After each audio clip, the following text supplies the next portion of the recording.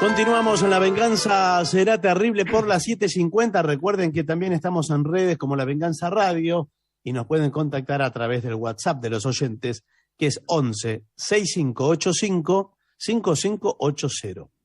Vamos a hablar acerca de la burocracia en el oráculo de Delfos.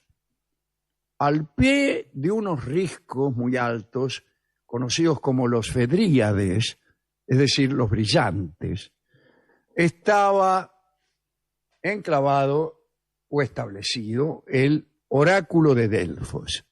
Es un lugar montañoso, pero próximo al mar, cosa que puede decirse de toda Grecia. Ajá. Es un lugar montañoso y próximo al mar. No hay en Grecia muchos lugares que queden lejos del mar.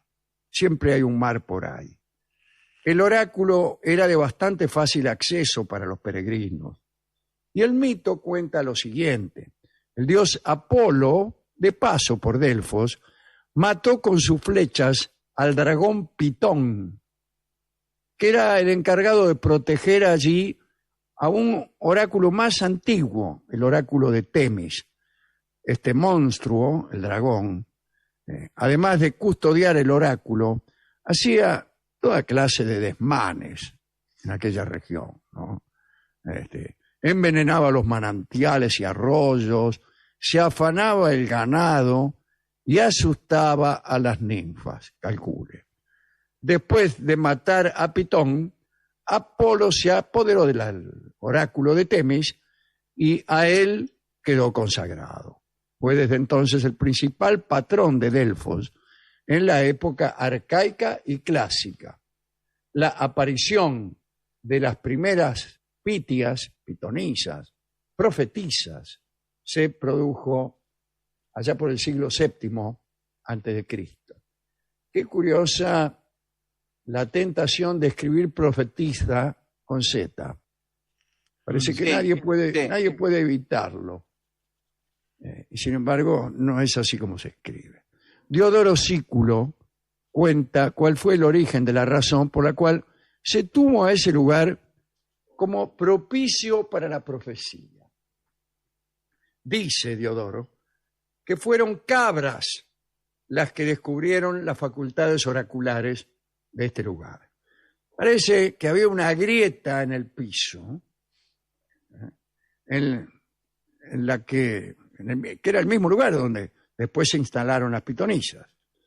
Y unas cabras estaban pastando en los alrededores de aquella grieta, y cada vez que uno de estos animales se acercaba más al agujero, se ponía a brincar de un modo asombroso y a balar con un tono extraño.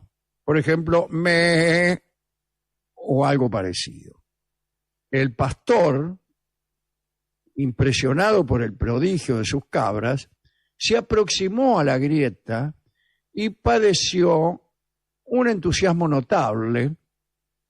Y no solo eso, sino que inmediatamente se puso a predecir.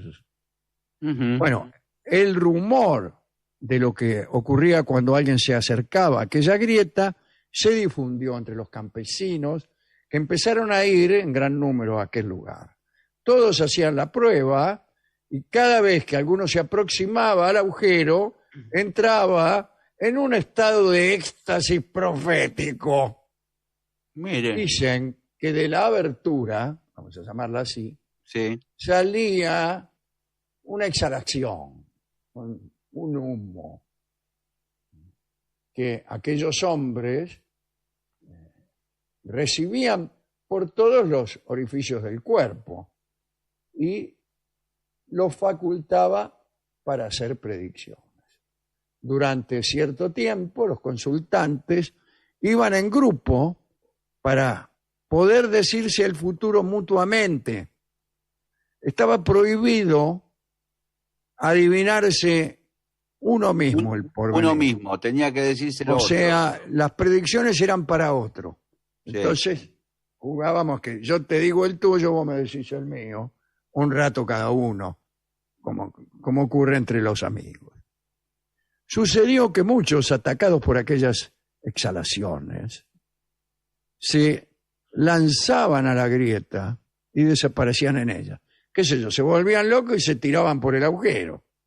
Los habitantes de la región, para evitar este peligro, juzgaron conveniente poner a una mujer como única profetisa para todos y hacerse dar los oráculos por ella.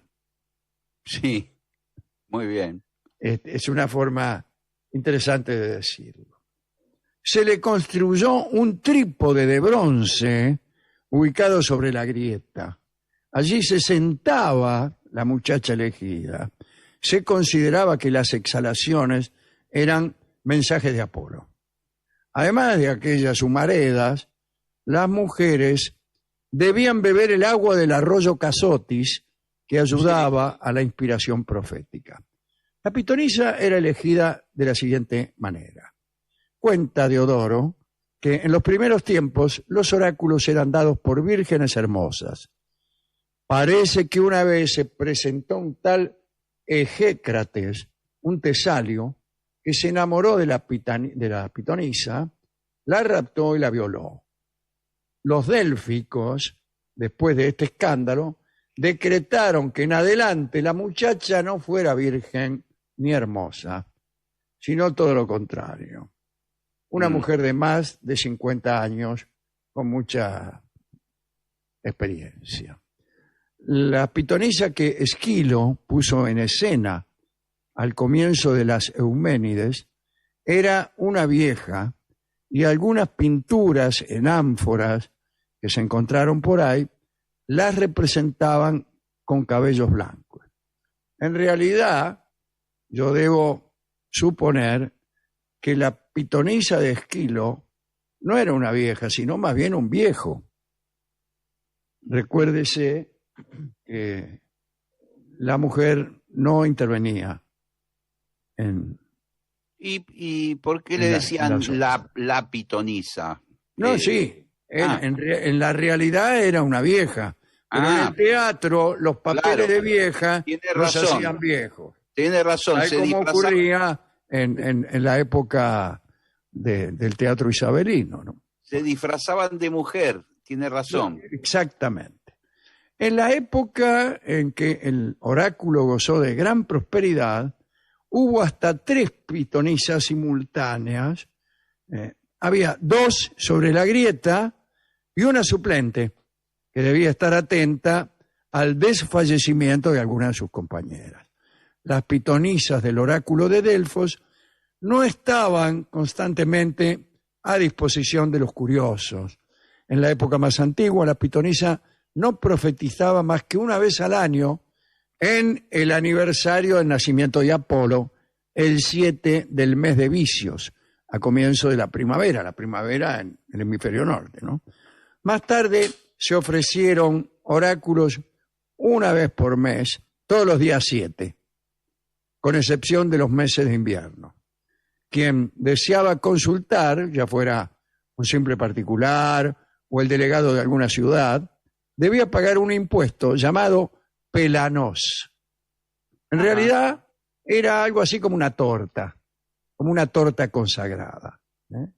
El pelanos era la ofrenda previa que daba a los consultantes el derecho de aproximarse al altar para luego hacer un sacrificio. Cuando la ofrenda en especie, digamos, fue reemplazada en Delfos por su equivalente en dinero, si en vez de la torta empezaron a cobrar guita, se continuó llamando pelanos a la suma que se entregaba a los sacerdotes que custodiaban el lugar. Las consultas nunca se realizaban sin una prueba que revelara si el Dios estaba presente y si consentía en ser interrogado. Y para eso se hacía el sacrificio. El consultante, junto con los sacerdotes custodios, tiraban agua sobre una cabra. Si la cabra permanecía inmóvil, era porque el Dios no estaba dispuesto para la consulta y el oráculo no funcionaba. era preciso que el animal se estremeciera para demostrar la presencia de Apolo. Si eso sucedía, los consultantes eran admitidos. Había otro protocolo curioso. Pasaban primero aquellos a quienes los délficos habían otorgado el privilegio de promanteia. Sí, se llama una especie de prioridad. Como esos tipos en las líneas aéreas. VIP eran. Claro. Sí. Estos pasaban primero.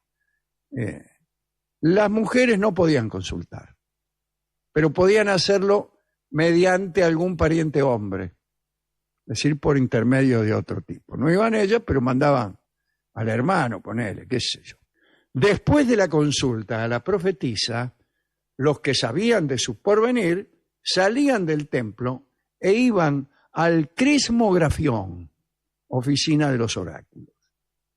Allí se labraba el acta oficial de la consulta y se redactaba la respuesta en formas solemnes, por lo común en verso. Es decir, no era lo que había dicho la profetisa, sino una traducción de los escribanos que había allí. Porque la pitonisa, sentada sobre el trípode, se expresaba algunas veces mediante gritos, onomatopeyas, y esta materia profética bruta exigía un trabajo de interpretación y elaboración. De eso se encargaban los hombres de la oficina de los oráculos. Digamos que la respuesta oracular era el resultado de la colaboración de la pitonisa y de los escribanos oraculares, que eran un poquitito poetas. Ahora, los epicúreos desdeñaban a los oráculos, justamente por esto. Decían que las pitonisas eran mujeres de poco saber, generalmente campesinas, y que los funcionarios, que eran los verdaderos redactores, no eran tampoco muy doctos en lo que hacían. Conjeturaban entonces que todo lo que de allí provenía era indigno de Apolo, que era el dios que estaba nada menos que a cargo de las musas del Helicón. Se conservaron muy pocos oráculos. La mayoría de ellos tuvieron que ver con hechos futuros, siempre difusos, que certificaban el lugar adecuado para la fundación de una ciudad, etc. Terminemos la charla con un ejemplo. Designado para comandar la expedición colonizadora, un tal Falantos recibió de Delfos un oráculo según el cual él tomaría posesión de un territorio y de una ciudad cuando experimentase la lluvia bajo un cielo despejado. Sí. Bueno, al frente de sus barcos llegó a Italia. Esto era cuando los griegos solían fundar colonias en Italia. Obtuvo allí algunas victorias, pero no logró tomar ningún territorio. Entonces se acordó del oráculo y de la imposibilidad de que se produjera la condición establecida, ¿no? Que lloviera con un cielo diáfano. Y casualmente el cielo estaba siempre diáfano. Como se sintió desalentado, su mujer, que lo acompañaba en la expedición, trató de reconfortarlo y lo abrazó. Pero Falantos siguió quejándose amargamente por su desgracia guerrera. Y entonces la mujer, desalentada, lloró. Sus lágrimas mojaron a Falantos y el expedicionario entendió la profecía. A la noche siguiente, envalentonado por el cumplimiento del oráculo, atacó Tarento, allí, ese golfo que está entre la punta y el taco de la bota, que es Italia, y se adueñó de aquel territorio. Bueno, linda historia esta del oráculo. Del oráculo, su protocolo, sus reglas, etc. Nosotros aprovecharemos para escuchar a Mercedes Sosa haciendo el papel de la pitonisa en Lo que me costó el amor del agua. Adelante.